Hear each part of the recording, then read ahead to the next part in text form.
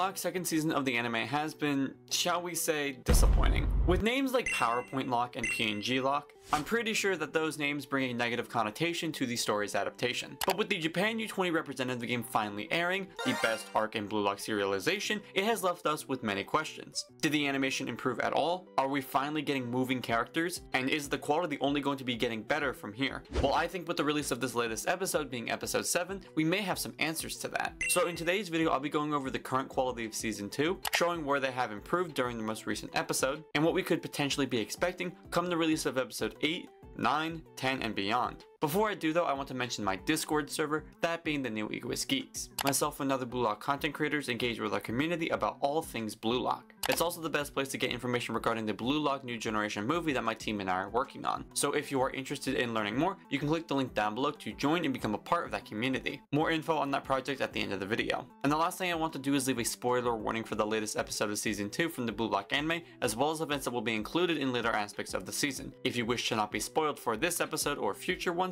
I would suggest clicking off this video now. Now, looking at the title of the latest episode being Itoshi Sai, you'd obviously expect to be seeing some Itoshi Sai footage, which of course we got, with Sai scoring his left-footed precision goal towards the middle of the episode. However, the most definite highlights had to be the Iron Wall Quartet at the start, and Nagi's jumping turn goal towards the end of the episode. But when looking at the big and important moments of this episode, did the animation improve? Well, in my own personal opinion, I would say that they did improve. One of the best adapted moments from the episode was easily the Iron Wall Quartet. Aside from there being actual movement, I think that the adaptation of their auras and the visual direction and character acting was definitely a positive. We got to see Dorai's spider webs and Neru's lightning, which to me looked incredibly cool. And even Yukimiya's Laboba was done justice, which was one of my own biggest concerns. Overall though, when talking about Sai's scenes and his moments, I do have to say that there was some room for improvement, as Sai just felt somewhat stiff in some of the shots. But it's nothing to hold against the episode in its entirety. And then going into Nagi's goal, I would say that there's very little that could be improved upon. I honestly think it was a perfect adaptation from start to finish. And the one thing I do have to say about 8-Bit is that they are absolutely killing it with the compositing. Like, in comparison to last season, the character designs and all of the colors look drastically better. This also goes for all of the graphics that they're showing in the season as well. And while episode 2 was definitely the worst animated episode of the season, I do have to say that it was one of the best visually in terms of the art itself. Going into future episodes, I hope we continue to see art that stands to that quality in terms of visual appeal.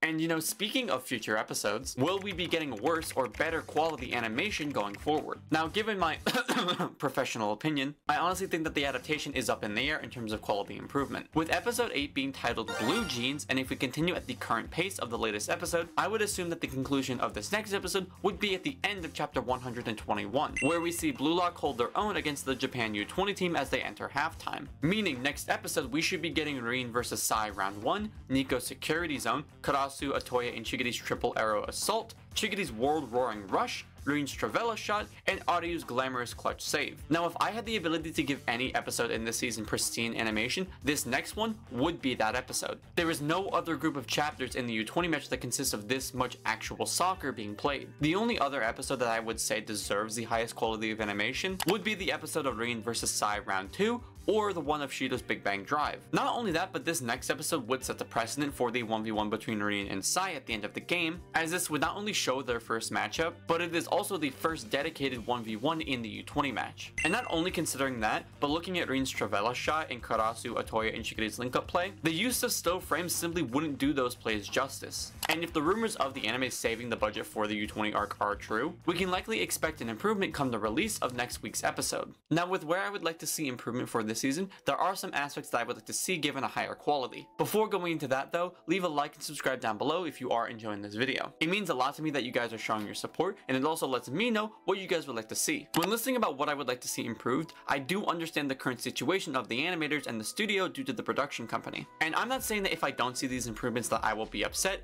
It mostly comes down to where I would like to see improvement if we got any. The first thing I would like to see given an improvement to the animation would be the addition of shot trails to the ball. When watching the most recent anime season, one of the main complaints I see is that the actual legs of the players aren't moving. While I do get that that is an acceptable complaint, I feel like there is a very easy way to compensate for that in the anime, that being the use of shot trails. Let's take Shido's rotating drive shot in the third selection for example. In the anime, not only does his leg not move at all, but the ball travels incredibly slow, almost as if there was little to no speed on the ball itself, which, given that this is a soccer anime, you want to be able to convey speed. Another example you could take is Bachata's starting pass to Isagi in the U20 game. It feels as almost if there is no speed to it at all, which again, should not be your intention as the animation studio. And the last example I have are Rain and Sai's shots in the most recent anime episode. Sai's shot was supposed to be this ultra precise and accurate shot that shows speed and technique. It is also supposed to set the precedent for this game, as Sai is supposed to be one of the major antagonists of this arc. So of course for his opening goal, you're going to want to show some intensity. And with Rain copying Sai, you would also want to show a similar intensity. But to me, it just wasn't there. And I think a good way to compensate for this lack of intensity is with shot trails. In the manga, shot trails help the reader not only visualize the trajectory and the course of the ball after being kicked, but it also helps emphasize speed and power with the design of the trail. Quick spoilers for chapter 162 of the manga, by the way, but Kaiser's shot trail, for example, is incredibly skinny and windy here to emphasize speed. If the shot trail was added to the balls in the same way that it was in the manga, as well as season 1 of the anime,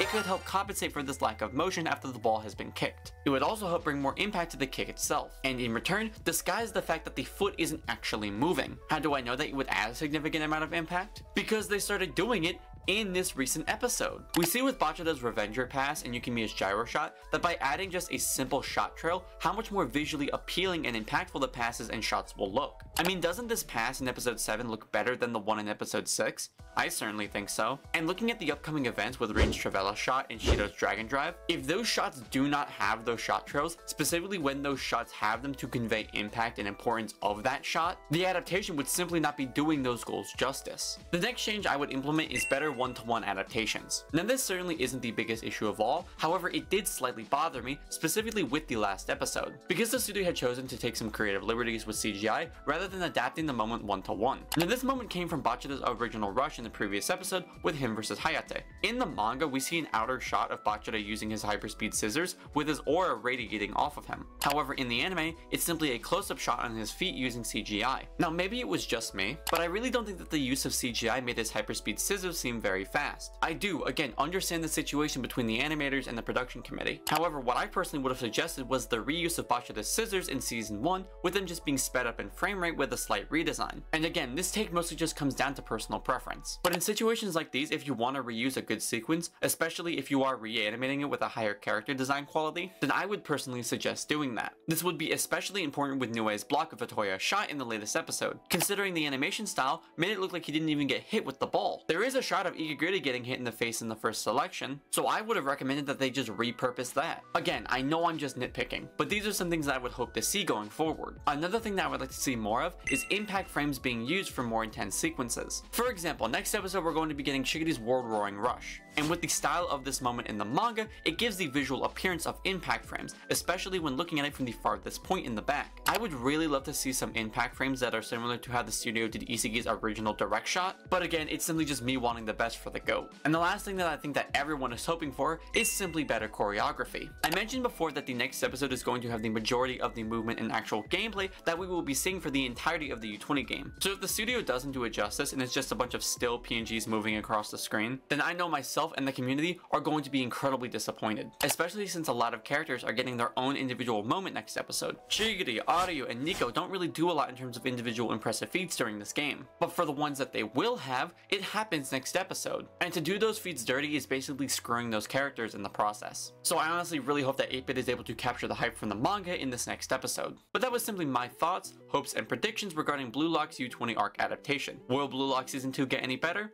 I don't know, but there isn't anything wrong with staying hopeful. Aside from that though, I hope you guys did enjoy this video and will continue to enjoy it in the future. And calling back to the Blue Lock New World project, we are currently looking for some background artists and animators to assist us on this project. So if you are interested, please reach out to me on any of the socials listed in my bio or in the description. And if you'd like to help donate to the film in order to allow me to pay my team more for their hard work and potentially get more fluid and intense scenes, you can do so by leaving a super chat on this video with the tagline of New Generation 11 Movie. By donating, you will get your name placed in the credits of the film as a contributor to the project. And if you end up donating $25 or more before the release of this project and you are a part of our Discord, you will get access to information before anyone else regarding the project, as well as get a special role in our server. We appreciate all of the donations that you guys send us, but please do not feel obligated to donate. All we can really hope for is your continued support. As for the question of the video though, what moment from the U20 game are you most excited to see adapted? Leave me your thoughts down below in the comment section. And like always, thank you all for watching. Like and subscribe to see more awesome Blue Lock content just like this.